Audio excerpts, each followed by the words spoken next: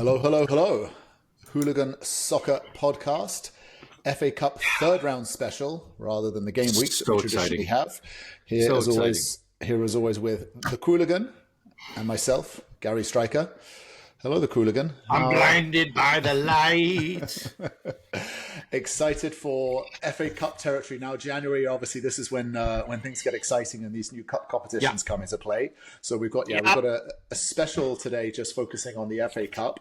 It's the third round, although it's a false third round, as you've it is a false third round. I mean, firstly, why can't you English people count? What the hell, man? It depends on where you're counting from and what standards you're having. Sure. Well. So yes, yeah, there is a difference between it's the metric system, not the imperial system, not the metric system. So it could be it. I mean, dude, it's not any system. It's the system of a double dollar signs, man. Because I don't understand. I mean, it's like, come on. It is a little bit backwards. I do agree with you. So I mean. Extra preliminary round, and let's do a test for our viewers out there. Where do you think the extra preliminary round comes in on the FA Cup? It sounds like something that comes in later, but no, it's the very first thing that happens is the extra preliminary. Really? I don't know, man. We're getting ahead of ourselves here, but yeah, there is some way ahead of ourselves. Well. But yeah. I had to get that off my chest because I mean, come on, it just doesn't make any sense. Maybe it's what causes the magic of the FA Cup. Maybe that's part of what it is. Is that sort of the special the magic in the soup of the cauldron of the FA Cup. So okay, I will allow that temporarily. So we have obviously FA Cup third round, the FA Cup kicking off, where all the big sort of major top divisions now start to enter the competition. So what we wanted to do was really sort of go through, and we're going to cover obviously the background and the history of the FA Cup, a lot of the provenance and what's known as the magic of the FA Cup and why there is that magic associated to it. Historic giant killings, which lead from obviously the magic of the FA Cup, because we've got a lot of interesting fixtures coming up this weekend. Actually, they start today on Thursday. Is today? I believe it's Thursday. Today is Thursday. Today is Thursday. Even for you. Even for me. Even for me. And then we'll sort of look through it. So as we've sort of illuminated. So why don't you just maybe... Just so you know, since I'm representing Sydney FC today, technically it's Friday for me, but okay. Technically it's Friday. You should know what some of the results are of today, but we'll have to but I won't be telling. I won't be telling because I'm not a spoiler guy. I don't do that. Not a spoiler guy. So no way. The FA Cup stands for the Football Association Cup. It is the oldest cup competition in the world. That is true. So do you want to start off, Qooligan, with a little bit of background of sort of what is the sort of the FA Cup and how it started and what is it? Yeah, so I mean the Football Association basically, it got its start when a bunch of like really rich, English fellas from the upper classes got together and said, we really need to put some sort of like rules and regulations around this sort of game that football as a game has had its various iterations and versions since, like 14th, 15th centuries, right? And across Europe, but especially in England, where villages would come together and they would like fight over boundaries and stuff and put a ball in the middle of it. There's a fantastic old version of football that's played in Kirkwall and in the Orkney Islands called the Ba, which is played where they're the east side of the town and the west side of the town fight over. Yeah. So anyway, a lot of stuff in this. So the FA came around as a way to sort of regulate and they published the first laws of the game and rules of the game back, I believe, in I don't know. I believe it was 1854 or 18. I used to have my notes, but unfortunately, my notes disappeared, so I'm going off memory. But long time ago, man, long time ago. Then, as the FA and the laws of the game began to take effect, they started an association, and these sporting clubs, which were mainly cricket clubs and walking clubs and various things like that, would join, and they could join the football association as well. And then in 1870, some newspaper publisher said, wouldn't it be great if we had like a competition to see who was the best of these particular clubs? It was a gentlemanly competition, of course, as one can imagine. And so in 1871, they decided to kick this thing off, and it was in November. I believe the very first FA Cup fixtures were November 11th, 1871. And they decided they were going to have a cup. You'd win a trophy. The English love their cups, and so they made a nice one, and there it is. There were 15 teams in that initial group, and they played in 7 matches on the 11th of November in 1871. For those listeners who can do math, that don't round, right? There was one club that just sat out, and they got a bye. Yay. So I mean, buys aren't just an American thing, people. And that's essentially how it started. There were eventually 3 rounds that went through, and a semifinal, and then the final was contested on March 12th, 1872, between a club called Wanderers and a club called the Royal Engineers. It was at a place called the Kensington Oval. Does that still exist? I don't know. The Kensington Oval, you'd need a big plot of land in Kensington, and the only big plot of land in Kensington is Kensington Gardens next to the palace. So maybe it's been developed, or maybe it was something else. But yeah, or it could be what was previously there. I don't know the provenance of the Kensington Oval. Please, if anybody knows, let me know. But there were 2,000 spectators apparently. Wanderers won 1-0. Interesting. There was a the goal. So the very first goal scored in the final was this. There was a gentleman named Morton Peto Betts, or Morton Peto Betts. I don't know how the middle name is pronounced. So this guy was apparently a legend in England at the time. He was a cricketer. He was a footballer. He did all this. He eventually moved to France. And then died like days before the outbreak of the First World War. He was in his late 60s. Anyway, that's just a tangential thing. There is one piece of very curious trivia, though. Out of those 15 clubs, Gary, that were in that inaugural FA Cup, how many of them are still around? A big question. Naturally, today. The big question of the day. I don't know is the exact answer, so I'm just going to guess, and I'm going to say 2. Perhaps enlighten me, Qooligan. Your lowballing was smart. That was a smart way to go. But it was not 2. It was exactly half of 2. So there is only one club that is still extant today. That was a part of that initial FA Cup round. Yes. And that club, I'm very pleased to say, because this will come as no surprise to you, is Crystal Palace. Now, I probably should have been wearing a Crystal Palace shirt to go ahead and do that, but I didn't plan that accordingly, and my Crystal Palace shirt is in the laundry, so there you go. Anyway, wow. Sydney FC wins. They were not a part of the FA.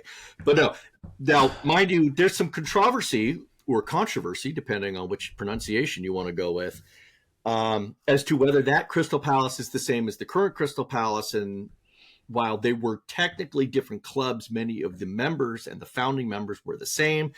So if you're being generous, you can say, and I'm going to be generous today because I'm in a giving mood. That's Anyway, that's enough of that.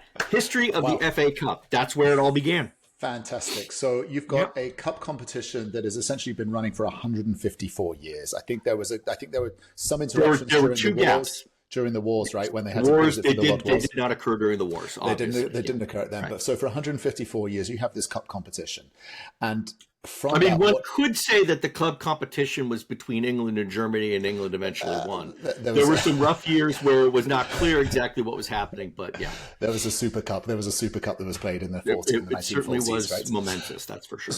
So you've got the oldest cup competition, which is going on 154 years now. And so with that, as you say, can you go ahead and explain sort of how entry into this cup competition ensues? Because my God, how much time do we have, Gary? No. The first thing to understand is that it really depends. It's all about, really, it's a reflection in many ways of the pyramid, right? Mm-hmm. Of the pyramid structure within English football. And I'm not going to show a display of it.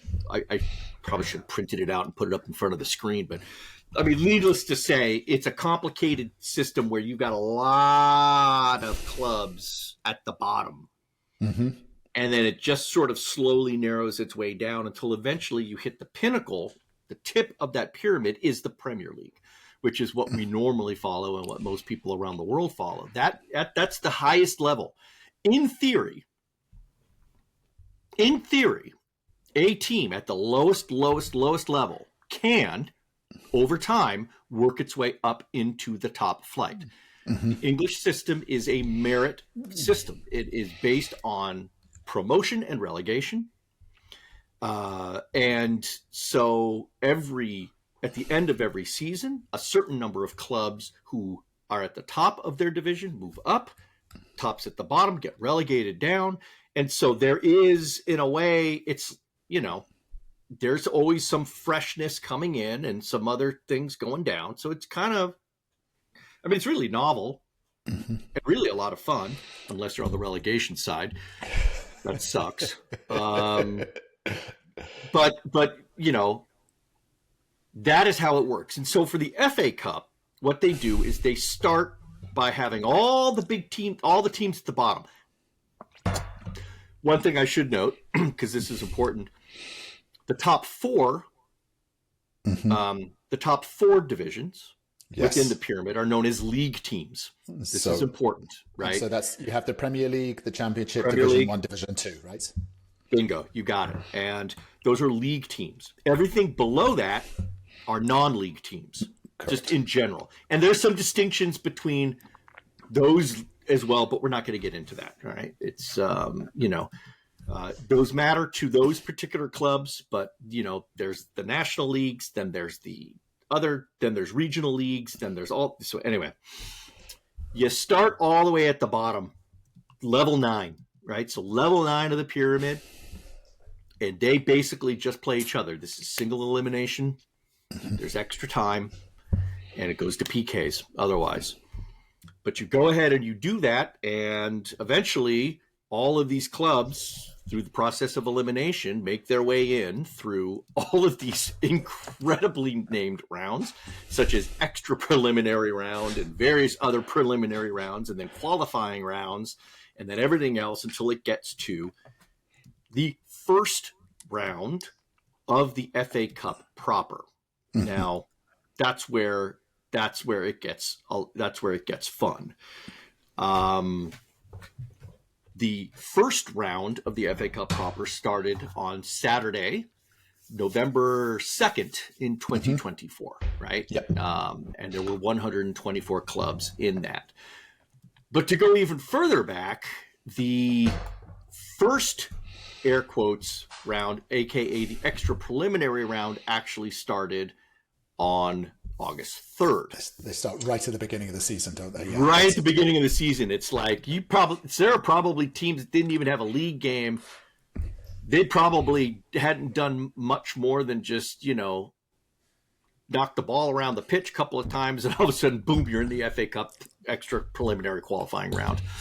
And so, yeah, that started August 3rd. There were 442 teams. Wow.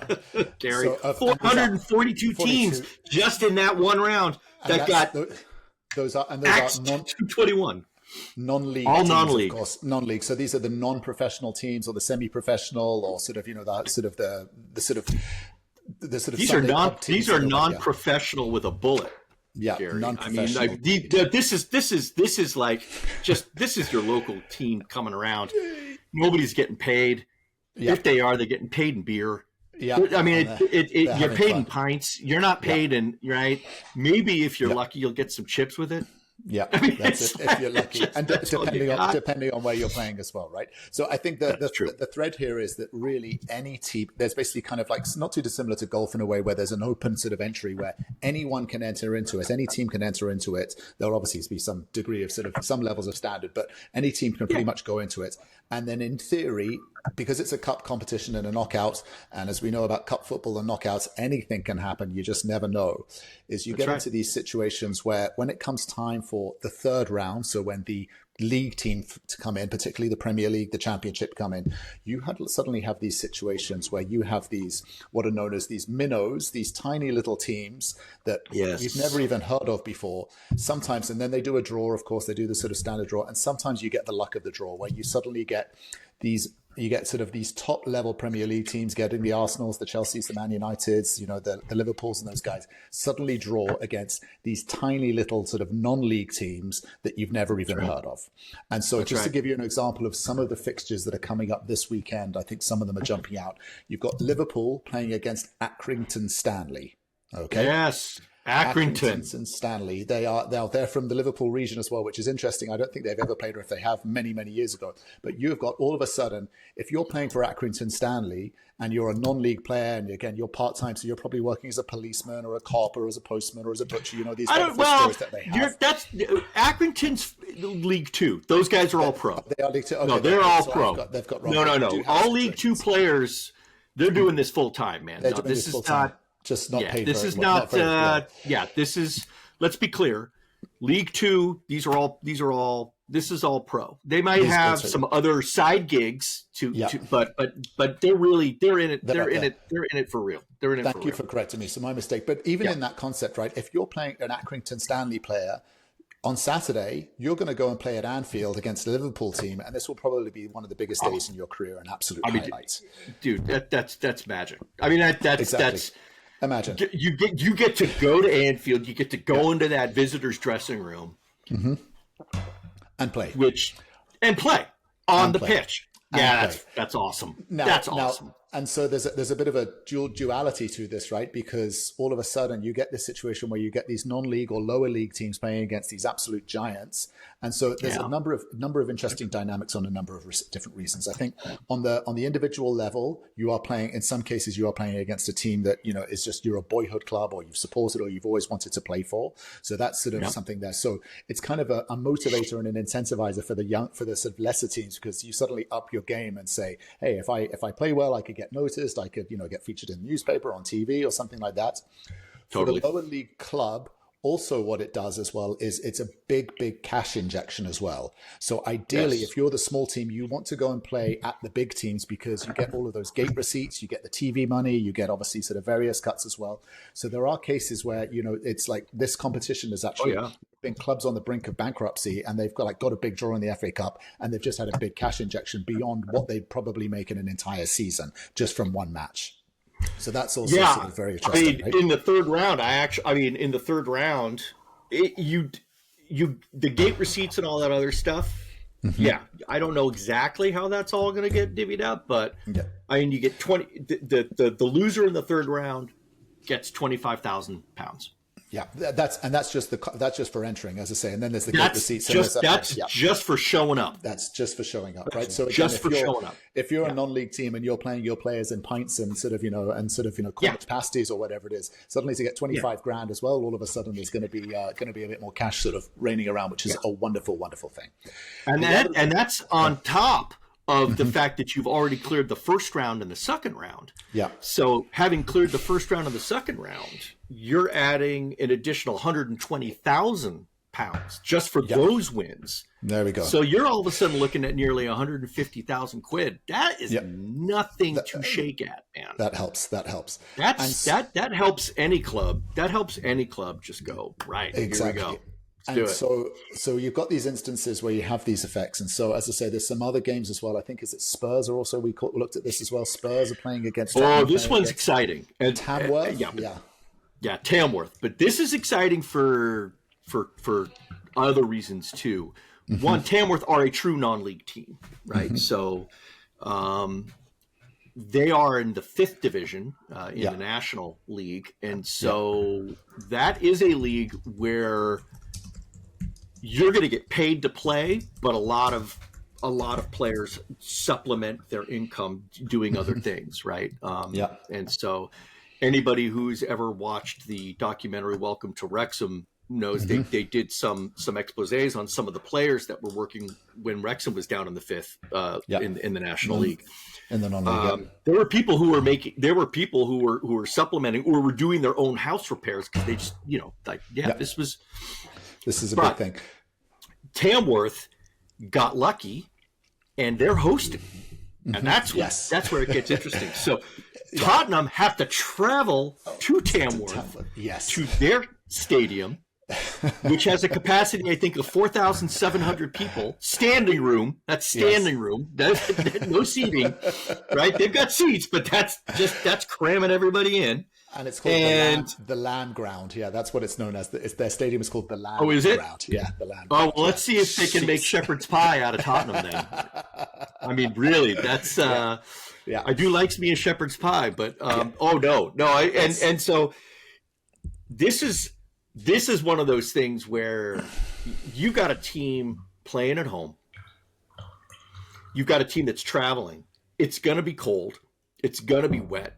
Mm-hmm. I mean, there is a great history in English football of home teams making it, quote, difficult for the visiting teams to come in. And I'm talking like, it's not just like normal dressing room things like setting the hooks a foot higher so that they have to stretch. I mean, serious, this is a real thing. This is right where they have to stretch to actually put the hangers up, or the benches are like 2 inches lower so that their legs can't get. I mean, this is normal. Mm-hmm. I mean, we're talking they could be pulling stuff like we're going to turn off the hot water. Yep, that's it. Sorry, guys. Small. Sorry, guys. Oh, well, we burst a pipe and there's no hot water. Sorry about that. Yeah, I mean, flooding the pit, like overwatering the pitch. I mean, this is a standard part of the repertoire. Pitches. Exactly. So if we look at it, so that's from the player level and the lower club, and then so if you think about it from the club level, right? So as you say, so let's just take Tamworth. Okay, I think they're one of the only non-league teams in this competition that have made it get through. Daggerford is the Dagenham and Redbridge. Daggerford or Dagenham? Yeah, Dagenham and Redbridge. Yeah, that's against the one. Millwall. They're the other one. Yeah, and they're going to Millwall. Okay, so you've got 2 non-league teams. Yeah, that's right. These are the games you're going to want to watch. So just look at it. If you're from Tottenham's perspective, you are used to. You've got a brand new $1 billion stadium. Okay. Right. You have a professional groundskeeper whose job it is to put hydroponic lights over the grass to generate the grass growing as quickly as possible, so that pitch is like an absolute pool table almost in a way, right? And then again, you can imagine they've got all the facilities, the changing rooms, the chefs, all of this all of the technology and the bells and the whistles that go with that sort of top level soccer players. Then you go to Tamworth, as you say, and you go into the away dressing room, and it's basically just going to be a shed, if anything, as you say, with hooks. And there's going to be no lockers. There's going to be no fancy anything of this. And then on top of that, you're going to have to go out onto a pitch that is not going to be flat. It's going to be bobbly. It's going to be waterlogged in some cases if there's rain. There's going to be muddy patches in a way, and it's not going to be elegant. The other interesting thing about the FA Cup third round is there's going to be no VAR. So all of a sudden, you're going to get some interesting calls that all of a sudden and you can imagine the people of Tamworth, the fans of Tamworth are going to be up for it and out there in full force because they get to see these superstars from Tottenham Hotspur who are obviously looking at like Son if he plays. Now, there's another element of sometimes these big teams don't feel they're superstars because they can sort of give the kids. But within that, it creates, and this is where it's called the magic of the FA Cup, because all of a sudden, you never know, right? You can just have a day and all of a sudden you can get a shock upset. Now, if you're Tamworth, the ideal scenario is obviously you'd love to win it and beat Tottenham. But the ideal scenario from a financial perspective is that you draw. Because if there is a draw, it doesn't, in these rounds, it does not go to overtime and penalty kicks. It goes to a replay at the return fixture. So all of a sudden, Tamworth then get to go and play the return fixture at Spurs' ground at White Hart Lane. So again, more TV money, more gate receipts, more of everything. And so this is kind of where it happens. And so this is where sort of what they say. And so this gives everyone the opportunity with knockout football. And all it needs is Tottenham to just not be on it on it that day, or have a bad start, or get an unlucky red card or an unlucky penalty against them. And, Tamworth just to defend for their lives. And you never know. This is where these results can sort of get squeezed out and sort of get going. Fascinating. Yeah. No, that's I know that the biggest problem with the FA Cup is you're never really quite sure whether they're going in for return fixtures or if they're doing extra time. I know that in the second round and first round they don't do new fixture. They go to extra time. But okay. Yeah. Third round. So that's exciting. That's really exciting. Yes. Yeah. And so what happens now is with the Magic is then all of a sudden you get what they call an FA Cup run going, right? So let's say Tamworth, we'll just take them as an example, right? If they miraculously can get a result against Spurs and knock them out, that's a giant killing, right? And this happens where you get a David and Goliath giant killing. The giant killing, yeah. And the giant killings, and the media get into it. And then, of course, there's extra TV coverage, TV rights, TV sort of, all the rest of it. But I think, there have been some notable sort of not only just like FA Cup runs, now not necessarily all the way and go and win it, but even you get these non-league teams who get through the third round, the fourth round, the fifth round, and suddenly find themselves in a quarter-final or a semi-final of an FA Cup, where and there's everyone just sort of looks at this magical story about who this non-league team gets together, and they have it.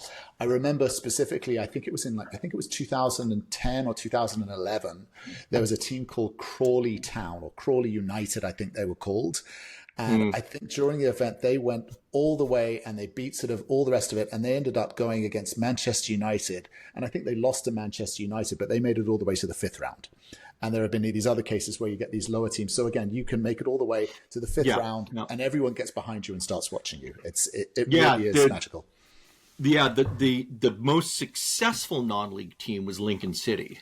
Okay, interesting. They actually made it to the quarterfinals. Wow. Yeah, they waited to the quarterfinals in 2016, 2017, if I recall. Lincoln Town, okay. Lincoln City. Yeah, Lincoln City, okay. All right. Yeah, don't confuse Lincoln City and Lincoln Town because you're going to piss off a lot of people. The Lincoln fans are listening to this as well, right? And so how did they get into it as well? Quarterfinals. Last eight. That's the best that's ever. That's like and then of course last year. Last year was all about Maidstone. Okay. Right. So Maidstone United, that was they made it into the fifth round, but they basically went 8 games. So that was a cup run that lasted 8 games. They were in level 6. So that's like they were way down there. And I'll never forget because they were making this big push and everybody was talking about Maidstone. Like you say, like bandwagoning, right? All the media bandwagon on that stuff. And it's great. And I was watching one of the pundit shows and they said, oh my God, Maidstone had this young dynamic striker. So like, we're going to get this goal scorer. Because he kept coming on and scoring these last second goals to advance Maidstone. So everybody was going, oh, that's great. Let's get him on. We're going to get him on an interview. They show up and they go, we can't get him on an interview. Because he works and he had to go to work. His job was coaching U9 boys. Wow. He was a soccer coach. He was a local soccer coach. And he's like, no, I've got training. I can't do the interview because I've got training. Yeah. Wow. And he can't do it. And it's just that's real life. Right? That's real life. Right? That's the real life, right? Thank you, television people sitting in your nice comfy chairs, people bringing you coffee and water. I'm going to go down to the field because I got to coach some unruly children. Yeah, exactly. Awesome. and so this is where, as I say, so this is definitely where the magic comes in because really what we're looking for here is a giant killing. And there's going to be there is always bigger teams do get knocked out by lower league teams. And so there have been some other sort of examples as well that I can think. I think you mentioned that there was I was just looking at some of the sort of most notable sort of giant killings. And I think there was Leeds United in 2021. I think they were there. They got knocked out by Crawley Town and they got beaten 3-0. And if you look at it, there were 62 teams between where Leeds United were and Crawley Town were. And there's about 20 teams in a league. So that's 3 divisions below them. They got thumped 3-0. Again, this is sort of really where it starts to happen. So you're going to start to see, it'll be really interesting to see where this comes out. And I do feel that, again, there is a banana skin in there. And so if you're the bigger teams, generally what you'll do is you'll field your younger teams to give your stars a rest, but you'll bring them on the bench anyway, just in case you do need to pull some big guns off the bench and need to rescue you and save you. Yeah, no, that's right. Yeah, another famous giant killing with massive gap was in '92. Mm-hmm. Again, I remember this because I do watch the Wrexham documentary, and they meant that in 1992 Wrexham, who were I think all the way down in the 3rd division by that point, defeated champions Arsenal. No, really? Yes, they actually at Arsenal in 1992. That was quite an upset. There've been other ones like Grimsey, another like perennial sort of like team that moves between 5th and 3rd divisions. Yeah. They beat Southampton, so they beat Southampton. Southampton was in the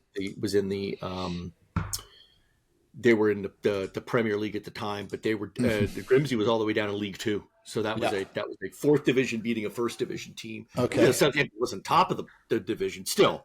Yeah, it's a 4th versus 1. Yeah, that's an upset. I mean, that's an upset. It's massive. It is the equivalent for those in the NCAA terms when you have the NCAA tournament in college basketball.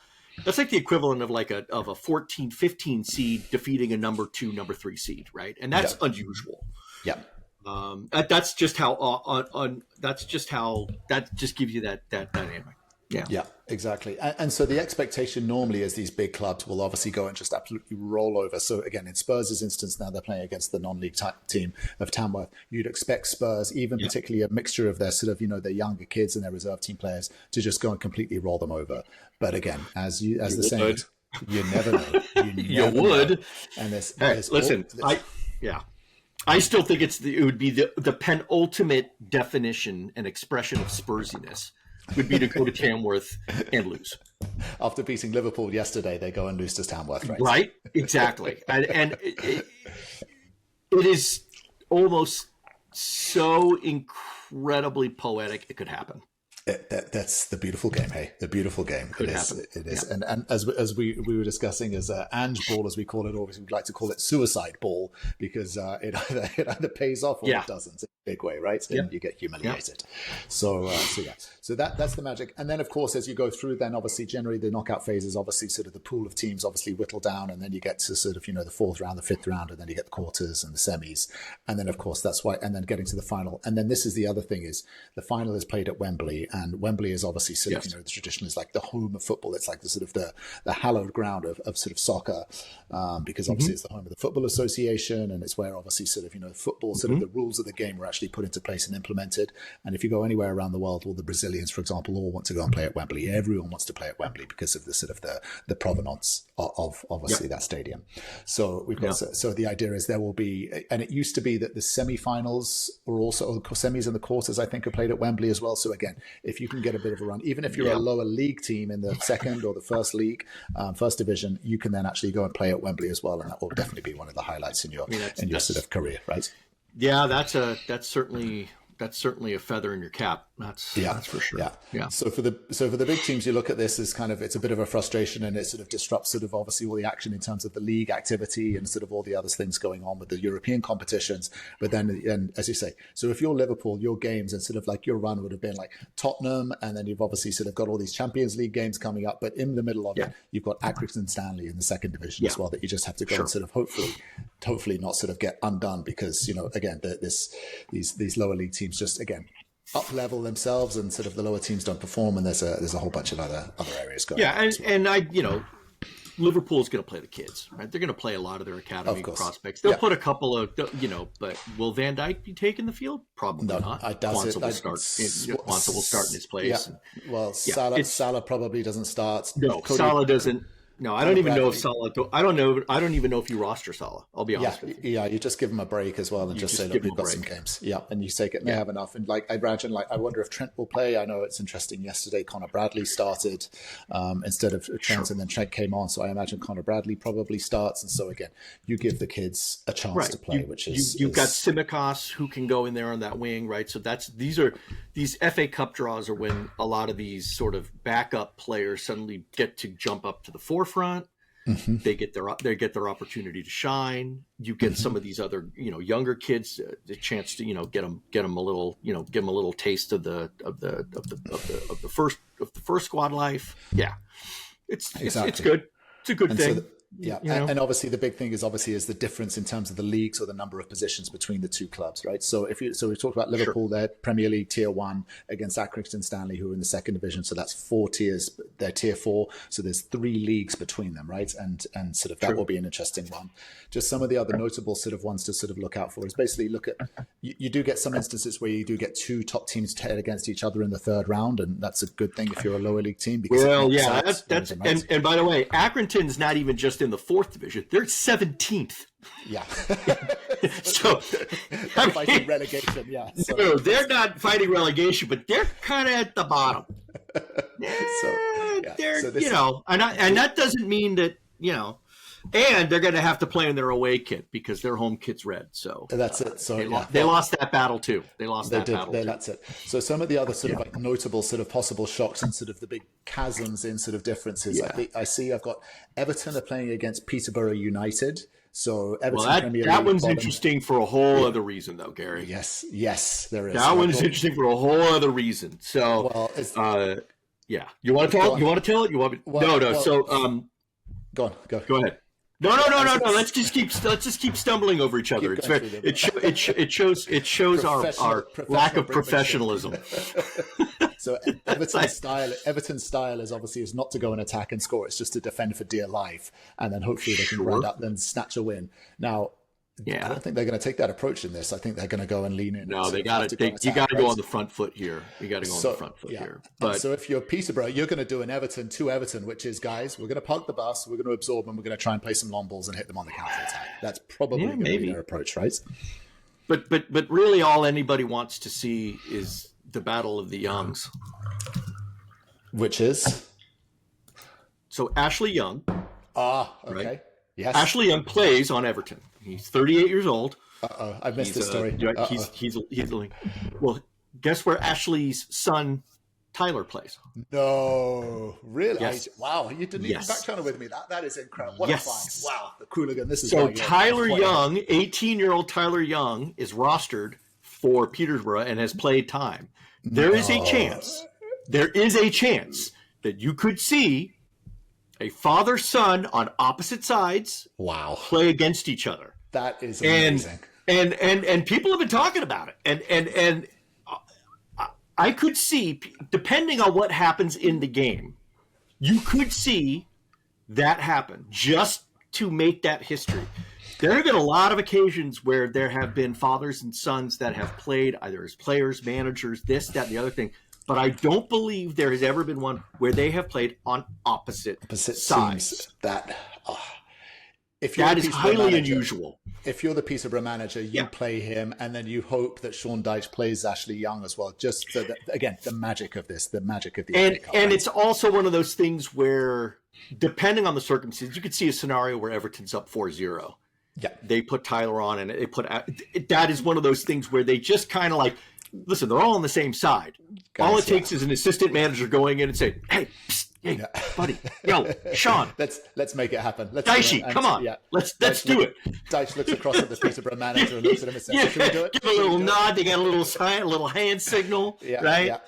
That is, I did not see. We gotta play the why. We gotta play the why. Wow, that's fascinating. Okay, so I'll definitely be looking out for that tie. I think that's a story, and that's the type of story that comes up out of these things that you wouldn't normally get. This beautiful magic. I think that could also be a shock. I mean, Peterborough is not as bad as their record would indicate. I think Everton is always fragile, and so we could see that be an upset.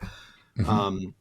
The other, I mean, we've already talked about Tamworth and Tottenham. I'm going to go out on a limb here. I really think the one upset that has a very good chance of happening is Crystal Palace versus Stockport. Mm-hmm. And, they're at Selhurst. It's fine. Palace is in a little bit of a relegation scrap. Who are they going to start? We don't know. Yep. The only positive thing is that Palace's second team is very strong. It's a very strong second team. They're doing really well in the second leagues. So I don't think you see a tremendous appreciable loss in fidelity and in skill by moving in, putting some of those second players up. But Stockport are dangerous, man. Stockport they are on a run right now. And for those, I'm going to say it for a third time, but then I won't say it again. For those who have, familiar with the Wrexham story, Stockport has the exact same story. So they were in the exact same position as Wrexham 5 seasons ago, languishing in the National League. They got promoted the same year that Wrexham was taken over by the Hollywood people, right? By McElhaney and Ryan Reynolds. Yeah. They got promoted that season. Wrexham did not. Wrexham got promoted the following season. They have then since jumped up seasons, and they are now sitting in League One as well with Wrexham and doing extraordinarily well. So it's an interesting parallel with some other very big popular media pop culture moves, but they're dangerous. Okay. I would not want to be sitting facing Stockport. They're stubborn. They're ferocious. I think that's a chance for an upset. Okay.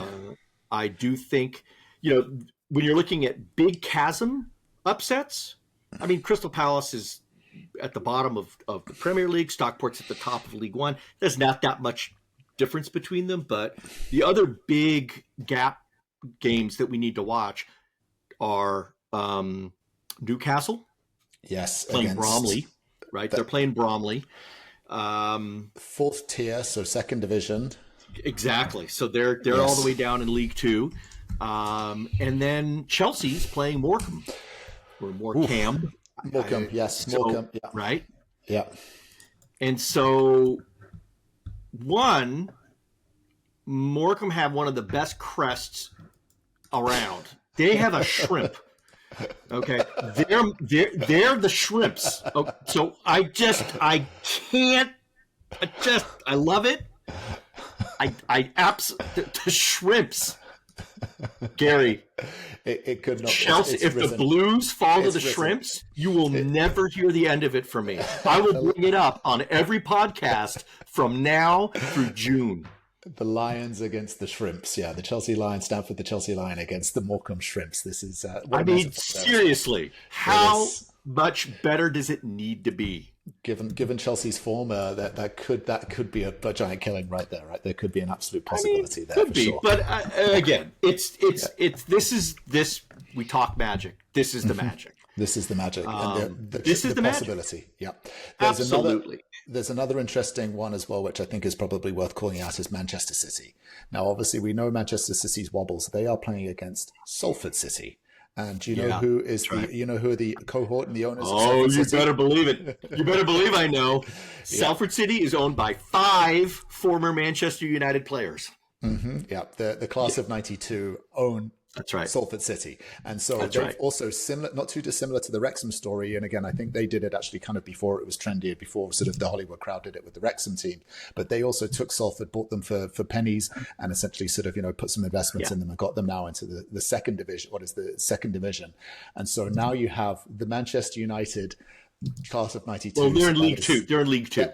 League Two, forgive me. Fourth division. They're in fourth division. Yeah, League Two.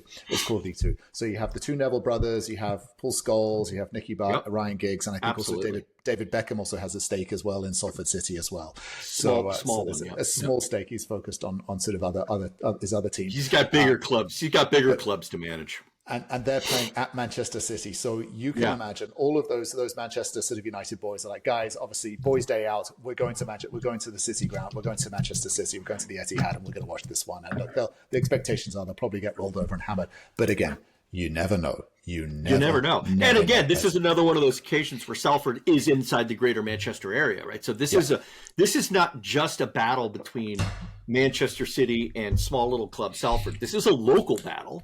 Mm-hmm. And it's a local battle with a lot of heat because you've got that ownership group that has that historic, animosity. Could be an absolute banger. Yeah, absolute. Could be an absolute banger. And you can see, again, this is where these players will be up for it. Again, like some of these Salford players will never play in front of a stadium or against players as good or as big as, obviously, sort of at the Etihad. So they're going to be up for it. So, again, all it takes is, again, City to get off to a slow start. The Salford boys really get at them, get an early goal, get back, defend for your lives, and if you can, even nick a last winner sort of on a counter-attack. Those are the kind of things that we'll be looking out for and we can expect to happen. Yeah, just awesomeness. Pure awesomeness. Right? Exactly. The only other one that jumps out is Ipswich versus Bristol Rovers, right? That's the only other one that's like got that, again, it's got that big gap. Everybody else is fairly contained, right? It's Championship versus League One, or it's, Premier League versus Championship. It's all kind of even. There's so much that could happen. Yeah. As you mentioned before, though, there are two games which break that pattern, though, of league disparity, and in which you have a Premier League team that has drawn another Premier League team, which has got to be one of the worst things that can happen to you as in terms of draw luck. That sucks. It does. And the first one actually is tomorrow. That's Aston Villa versus West Ham. And so let's just say this. Yeah. West Ham. New manager. West Ham. Manager bounce. Can we say it? That's bounce. Well, do you think? I don't know, because the news is obviously I think Graham Potter's been given the job, or he's about to get. He's going to get. No. It's official. It's official. Potter's in. Potter's in. Lopetegui out. Okay. So does he look for an article coming up very shortly on this same subject? I've been thinking about it, and I've got some really good insights.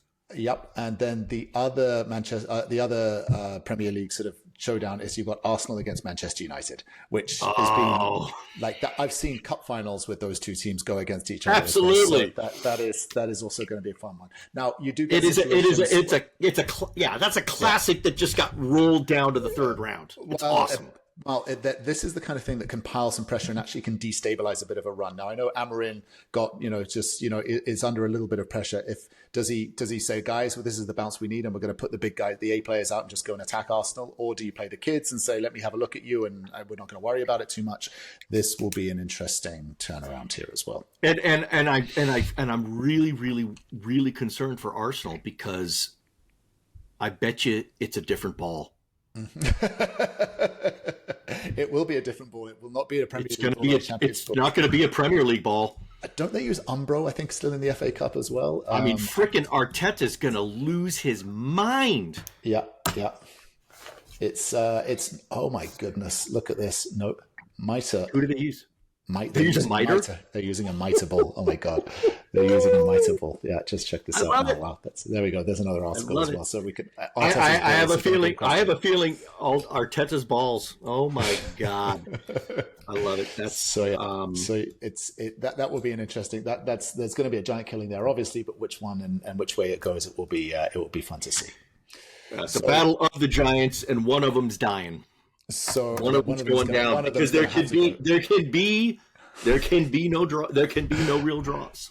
One of them's going to have to go. So I'm going to push you then. So what sort of predictions? Give me sort of 2 or 3 possible giant killings that you think could happen.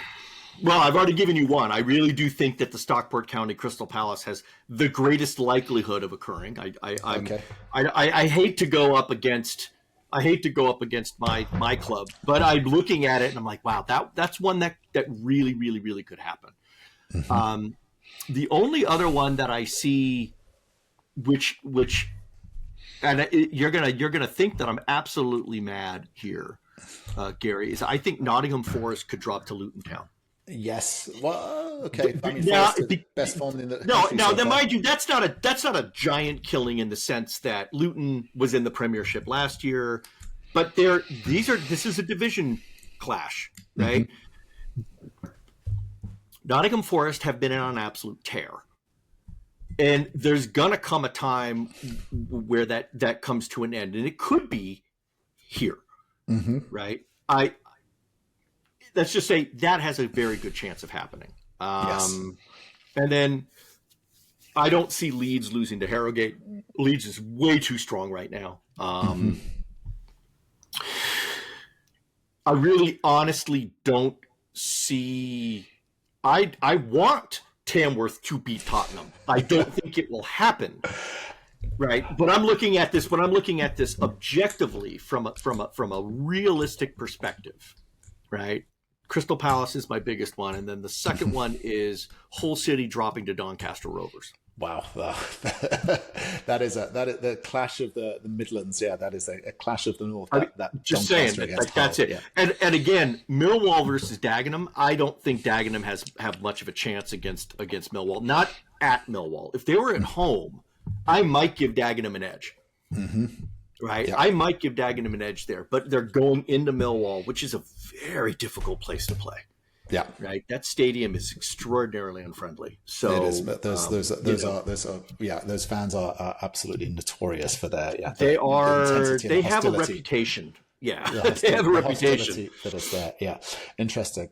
I'm actually going to go. I think I am going to stick my head out here, and I'm going to say I think Tamworth actually get a draw. I think there's going to be a score draw. Bless you, Gary. Bless you, Gary, for at least bless you for taking that stance. I think there's a score draw, and just also as well. I really am going to be watching that Peterborough-Everton game or that Everton-Peterborough game with great interest. Now that you mentioned that young father-son dynamic, which is fascinating. So I think Everton should be okay there. And then also as well, I have a funny feeling that again Salford. There's something. City still not out of the woods in terms of their form. There's that sort of, as I say, there's that backstory about the United boys behind Salford as well. Do they go in and sort of stick a stake in their heart as well, just in the FA Cup and just really give it to them? So I think Tamworth draw, and I think Salford get a result. So let's see what happens. I like it. Wonderful. That makes sense. On that one, Qooligan, FA Cup, third round Magics episode over, podcast special. Appreciate it. We'll be back again, back when usual programming resumes. So we'll be obviously following this, and got a lot of soccer to be watching over the long weekend. Enjoy the games, everybody, because they're going to be great. Indeed. All right. Take care.